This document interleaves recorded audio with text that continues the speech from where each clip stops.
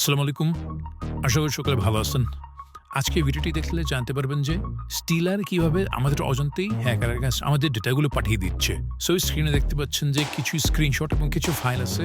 ওনারা স্টিলারটি ডাউনলোড করে রান করেছিল, তাই ওনাদের ডেটা আমার কাছে চলে এসেছে। আমি যদি এখন কোনো একটি ফাইলে ঢুকি, এখানে অনেকগুলো ফাইল আর ফোল্ডার দেখতে পাচ্ছেন। সো ফার্স্টে রয়েছে ব্রাউজারের ভিতরে এখানে অনেকগুলো ফাইল আছে।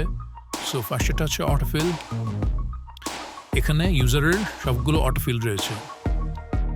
তারপর রয়েছে কুকিজ, এখানে তার বিভিন্ন সাইটের কুকিজ রয়েছে। তারপর রয়েছে ডাউনলোড হিস্ট্রি, এখানে ইউজার যেই সাইট থেকে ডাউনলোড করেছে সেই সকল সাইটের লিস্ট রয়েছে। তারপর রয়েছে হিস্ট্রি, এখানে ইউজার কোন সাইটটি কতবার ভিজিট করেছে সেটি দেখতে পারবে।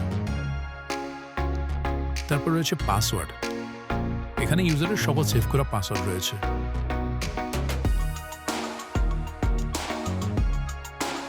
তারপর দেখতে পাচ্ছেন টেলিগ্রাম সেশন, এখানে ইউজারের টেলিগ্রাম সেশন রয়েছে, যেটি দিয়ে আমরা তার অ্যাকাউন্টে লগ ইন করতে পারবো কোনো রকম নাম্বার পাসওয়ার্ড ছাড়াই।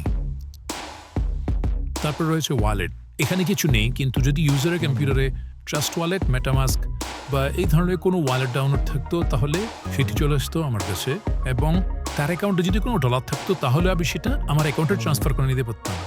তারপর দেখতে পাচ্ছেন লাস্ট ক্লিপবোর্ড, এখানে ইউজার সর্বশেষ কোন জিনিসটা কপি করেছিল সেটা দেখতে পারবেন।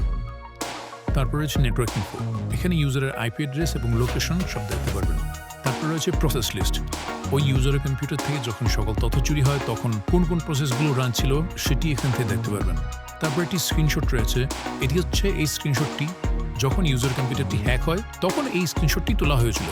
তারপর রয়েছে সিস্টেম ইনফো, এখানে আপনি ইউজারের সকল ডিটেলসগুলো দেখতে পারবেন, যে তার ডেস্কটপের নেম কি, তার ওএস এর নেম কি, তার ওএস ভার্সন কত, তার জিমেইল, তার প্রোডাক্ট কি, এছাড়াও আরও অনেক ডিটেলস রয়েছে। তারপর রয়েছে ওয়াইফাই ইনফো, ইউজারের কম্পিউটারে কী কী ওয়াইফাই সেভ ছিল সেগুলো এখান থেকে দেখতে পারবেন।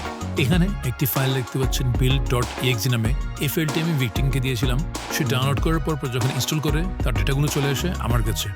আপনি যদি নিরাপদ থাকতে চান তাহলে অবশ্যই এইসব অপরিচিত ফাইল ডাউনলোড করা থেকে বিরত থাকবেন। আপনার সকল অ্যাকাউন্টের পাসওয়ার্ডগুলো কিছুদিন পর চেঞ্জ করবেন, অ্যান্ড ট্রাই করবেন যে ভালো একটি অ্যান্টিভাইরাস সফটওয়্যার ইউজ করার।